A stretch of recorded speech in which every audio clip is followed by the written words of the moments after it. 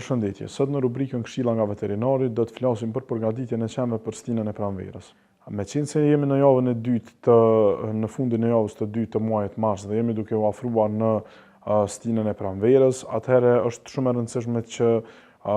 të dihen disa informacione dhe disa gjëra shumë të rëndësishme që janë për përgatitjen e qenve në stinën e pranverës dhe çfarë duhet të presin pronarët e qenve në këtë stinë. Me qenë se tani jemi duke u futur në motin më të ngrohtë, në periudhën më të ngrohtë të vitit, do të thotë në pranverë, dhe jemi në atë pjesë ku fillon moti të kalojë nga temperaturat më të ulta në temperaturat të mesme dhe pak më të larta, atëherë shpesh herë pronarët e qenve neve na pyesin se si duhet të veprojnë, për shembull është ajo koha kur qimet e qenve veç se fillojnë të bien dhe të ndërrohen, fillon trupi i tyre të adaptohet me temperaturat e jashtme dhe në këto raste do të thotë normalisht që rënja e qimeve është një gjë ndoshta jo stresuese, por është një gjë që mund të jetë problematike për pronarët, sidomos për ata që i mbajnë qenë në ambiente të brendshme, dhe ndërsa për ata që i mbajnë në ambiente të jashtme nuk është ndoshta diçka që vërihet, përveç për disa raca më të mëdha, për shembull siç është pastori gjerman i cili ka një double coat apo qime të dyfisht, dhe nëse nuk ka përkujdesje të duhur dhe si një përkujdesje siç kërkohet, mund të ketë pastaj grumbullime të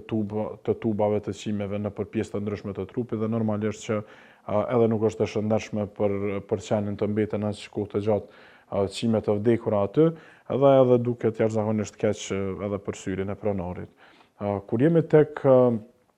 racat e vogla, tek racat do të thotë siç është maltezi, bishon frize, mini maltez, pekinez e kështu me radhë, këto raca kur jemi në këtë stinë të vitit, këto raca kryesisht mbahen në ambiente të brendshme, ndërsa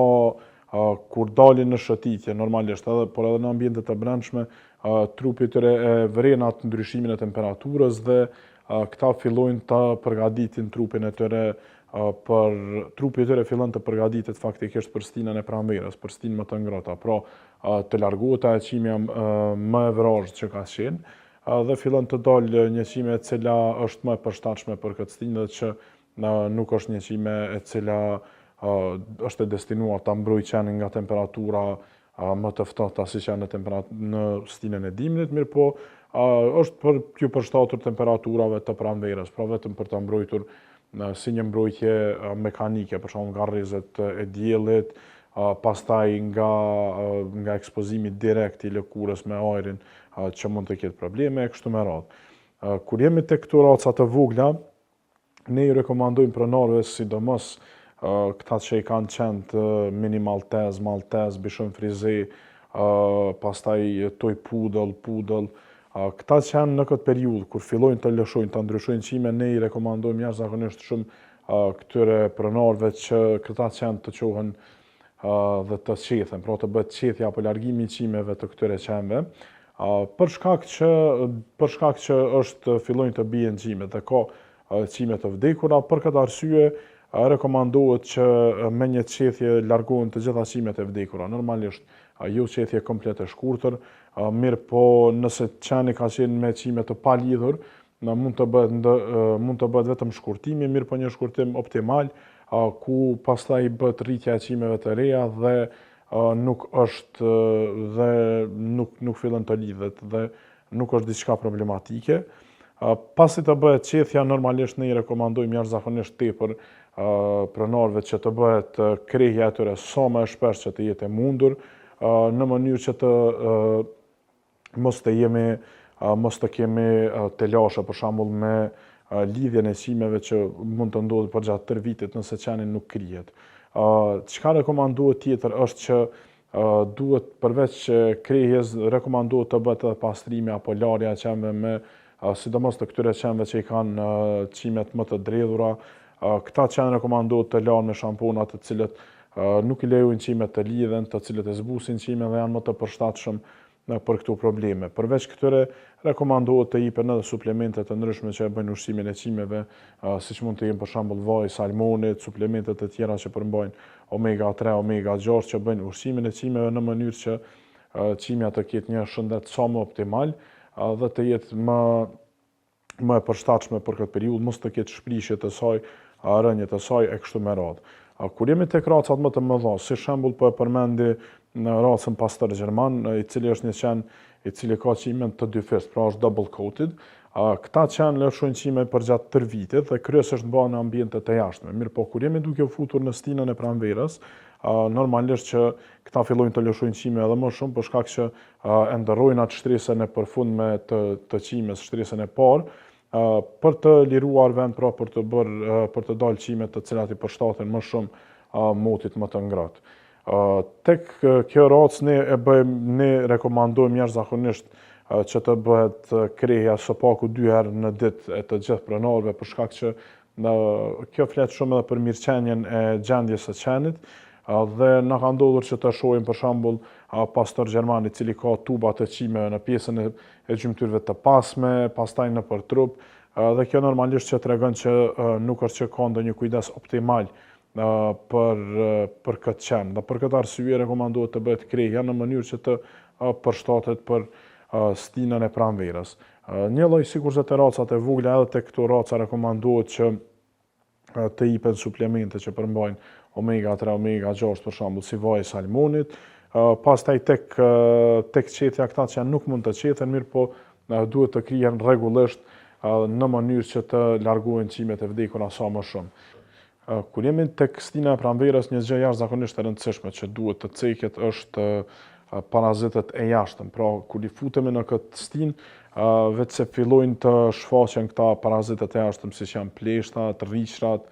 dhe të cilët normalisht duhet të kontrollohen apo duhet të largohen. Ne i rekomandojmë të gjithë pronarëve që kur jemi duke u futur në stinën e pranverës,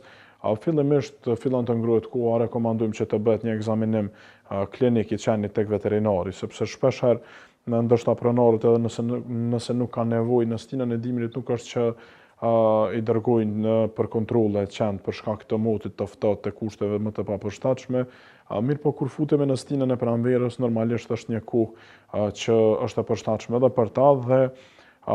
ne i bëjmë thirrje që të gjithëve që t'i dërgojnë qenë tek veterinarët e tyre në mënyrë që të bëhen një ekzaminim klinik ashtu siç duhet dhe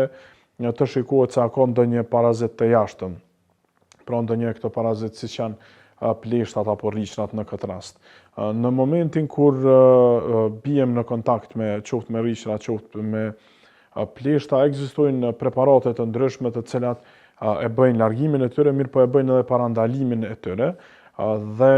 pse është i rëndësishëm të ceket pra parandalimi, mos prekja nga rriqrat. Kur jemi tek rriqrat ndallojnë nga vendi në vend. Pra, nëse jemi duke folur për rriqrat që i prekin qent, normalisht që nuk janë sikur se ato rriqrat që i kemi për shembull që transmetojnë sëmundje të rrezikshme, siç është ethja hemoragjike e krimit Kongos, që mund të merret nga rriqrat përmes riportëpsve. Mirë po, tek qent kur jemi, këto rriqra mund të transmetojnë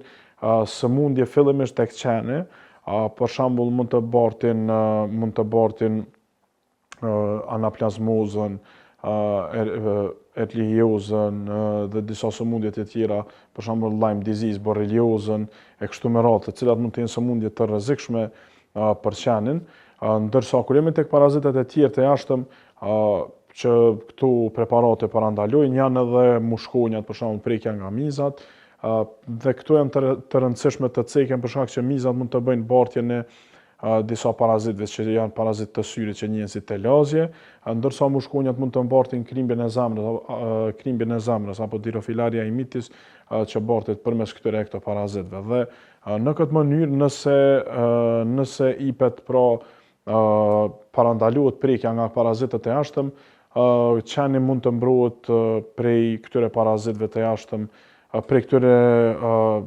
faktorëve infektiv të cilët u përmendën, indirekt duke u parandaluar në kafshimi qoftë nga rriqrat, qoftë nga prekja nga mizat apo edhe nga mushkonjat. Pra, është shumë e rëndësishme që të bëhet përdorimi i këtyre preparateve në mënyrë që të evitohen disa probleme më të mëdha, siç janë për shembull krimbje zemrës, pastaj anaplazmoza, erlihioza, borrelioza apo Lyme disease, dhe kështu me radhë. Kjo ishte tërë asaj përket këshillës veterinare për këtë javë, deri në javën e ardhshme shihemi përsëri.